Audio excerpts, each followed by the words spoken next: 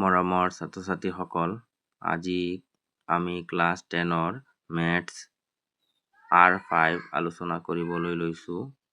প্ৰশ্ন 1 তোমালোকে চাই যাবা। প্ৰশ্ন 1ত আমাক দিছে যে দুটা ত্ৰিভুজ সৰ্বসম হ'ব যদিহে। এতিয়া দুটা ত্ৰিভুজ সৰ্বসম কেতিয়া হ'ব? যেতিয়া দুটা ত্ৰিভুজৰ আকাৰ আৰু আকৃতি একে হ'ব, তেতিয়া দুটা ত্ৰিভুজ কি হ'ব? সৰ্বসম হ'ব। এতিয়া তোমালোকে অপশ্যন কেইটা চোৱা। সিহঁতৰ কালি সমান, সিহঁতৰ আকৃতি একে কিন্তু আকাৰ বেলেগ হ'ব পাৰে, সিহঁতৰ সকলো অনুৰূপ বাহু আৰু কোণবোৰ সমান।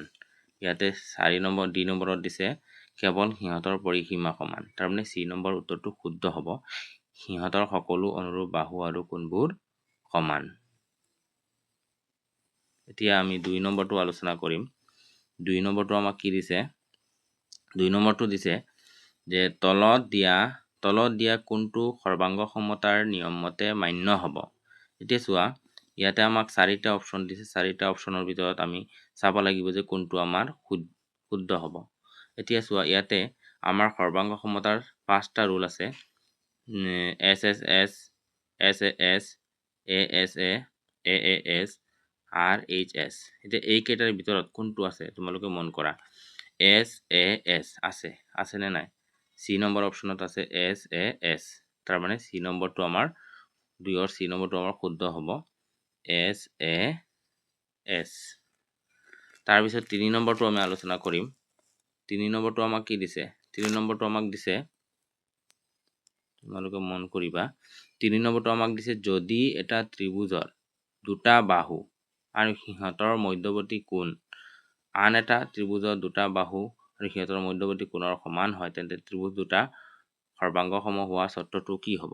এতিয়া তোমালোকে মন কৰা, যিহেতু আমাক দিছে যে দুটা বাহু আৰু মধ্যৱৰ্তী কোণ, মধ্যৱৰ্তী কোণ মানে হৈছে মাজৰ কোণ, মানে মাজতে কোণ থাকিব, তেতিয়াহ'লে কি হ'ব?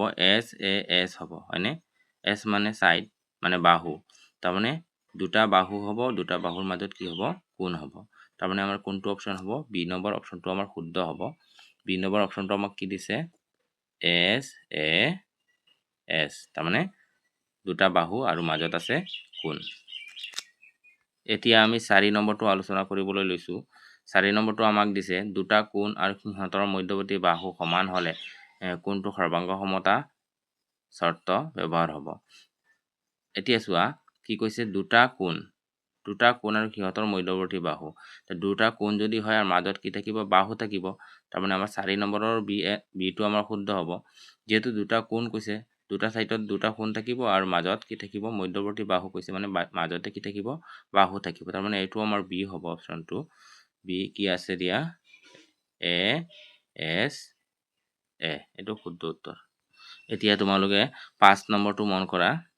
5 নম্বৰটো আমাক কি দিছে? 5 নম্বৰটো আমাক দিছে যে দুটা সমকোণী ত্ৰিভুজ RHS চৰ্তৰ দ্বাৰা সৰ্বাংগসম হ'লে সিহঁতৰ সমান জোখৰ কি হ'ব? অতিভুজ আৰু এটা সূক্ষ্মকোণ থাকিব, দুটা সূক্ষ্মকোণ থাকিব, অতিভুজ আৰু এডাল অনুৰূপ বাহু থাকিব, আটাইবোৰ বাহু হ'ব। তাৰমানে চি নম্বৰ উত্তৰটো শুদ্ধ হ'ব। 5ৰ চি হ'ব, অতিভুজ আৰু এডাল অনুৰূপ বাহু থাকিব। 5ৰ চিটো আমাৰ শুদ্ধ উত্তৰ হ'ব। তাৰপিছত আমি আমি 6 নম্বৰলৈ যাম। 6 নম্বৰ চোৱা। 6 নম্বৰত আমাক কি দিছে চোৱা। ইয়াতে দিছে যে AAS মানে কোণ বাহু সৰ্বাংগ সমতাৰ চৰ্তই বুজায়। কি বুজায়?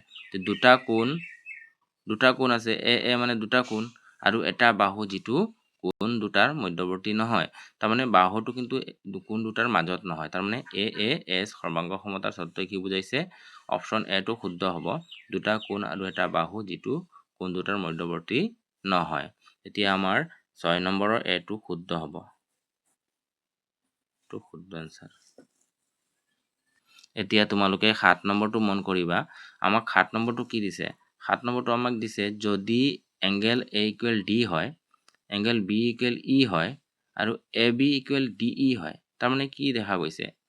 আমাক এংগেল মিলোৱা হৈছে ফাৰ্ষ্ট দুটা, তাৰপিছত আমাৰ বাহু মিলোৱা হৈছে। তাৰমানে আমি কি লিখিব পাৰিম? AAS হ'ব। AAS কোনটোত আছে? বি নম্বৰ অপশ্যনত আছে। তাৰমানে আমাৰ 7ৰ বিটো শুদ্ধ হ'ব। 7ৰ B2 হ'ব কিয়নো আমি এংগেল মিলাইছো তাৰমানে এ আহিব তাৰপিছত লাষ্টত কি হ'ব S শেষত আমি S মানে বাহু মিলোৱা হৈছে তাৰমানে আমাৰ এইটো বি নম্বৰ অপচনটো শুদ্ধ হ'ব AAS এতিয়া তোমালোকে 8 নম্বৰটো মন কৰিবা 8 নম্বৰটো আমাক কি দিছে যে ট্ৰায়াঙ্গেল ABC আৰু ট্ৰায়াঙ্গেল PQR ৰ AB = PQ মানে AB = PQ এটা বাহু মিলোৱা হৈছে তাৰপিছত BC = QR আৰু AC = PR হলে ত্ৰিভুজ দুটা সৰ্বাংগ সম হোৱাৰ চৰ্ত কি হ'ব মানে ইয়াতে চোৱা গোটেইকেইটা কিন্তু বাহু মিলোৱা হৈছে গতিকে SSS হ'ব তাৰ মানে 8 নম্বৰৰ B2 আমাৰ শুদ্ধ হ'ব 8 নম্বৰৰ B আমাক কি দিছে SSS যেহেতু আমাৰ গোটেইকেইটা বাহু লোৱা হৈছে গতিকে আমাৰ বি নম্বৰটো শুদ্ধ হ'ব SSS মানে সাইড এতিয়া নেক্সট আমি 9 নম্বৰটো আলোচনা কৰিবলৈ লৈছো 9 নম্বৰটো আমাক কি দিছে তোমালোকে মন কৰিবা 9 নম্বৰটো আমাক দিছে যে সৰ্বাংগ সম এই চিহ্নটোৱে কি বুজায় তাৰমানে এইটো সৰ্বাংগ সমতা বুজায় তাৰমানে আমি 9 নম্বৰৰ B2 আমি শুদ্ধ বুলি ধৰিম এইটো আমাৰ শুদ্ধ হ'ব বি নম্বৰৰ 9 নম্বৰৰ বি কি আছে সৰ্বাংগ সমতা এইটো হ'ব শুদ্ধ উত্তৰ এতিয়া আমি নেক্সট 10 নম্বৰটো আলোচনা কৰিম 10 নম্বৰটো আমাক কি দিছে চোৱা সৰ্বাংগ সম ত্ৰিভুজবোৰত কি থাকিব এটা ত্ৰিভুজ সৰ্বাংগ সম হ'বলৈ হলে কি থাকিব লাগে সমান অনুৰূপ বাহু থাকিব সমান অনুৰূপ কোণ থাকিব একে আকৃতি আৰু একে আকাৰ এটোও হ'ব সৰ্বাংগ সম হ'বলৈ হলে আকাৰ আৰু আকৃতি একে হ'ব লাগে তাৰ মানে A B C তিনিওটা শুদ্ধ হ'ব গতিকে আমাৰ অপচনটো হ'ব D এই সকলোবোৰ আমাৰ D নম্বৰ অপচনটো শুদ্ধ হ'ব